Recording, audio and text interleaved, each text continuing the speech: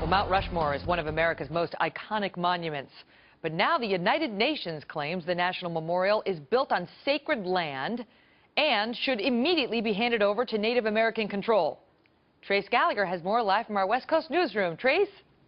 Hey, Megan, the United Nations Human Rights Commissioner spent 12 days in this country talking to Native American leaders across the country. In fact, he went to 6 states. We're talking about Alaska, Washington, Oregon, Arizona, went on to South Dakota and Oklahoma. He also met government officials in the nation's capital talking about this. And his report is not going to be out until the end of the year, but the deal is that the conclusion is that he believes that America is still oppressing Native Americans. For example, he says in the Northwest, Native American tribes say restrictive laws are limiting their access to much-needed hunting and fishing areas. And in the Southwest, tribes are concerned that mining activities are contaminating drinking water, and Native Americans also feel like they have no control over their sacred lands, including the Black Hills of South Dakota, which is where Mount Rushmore is. The Sioux tribe have a territorial claim, they say, based on an 1868 treaty. Congress took over that land again,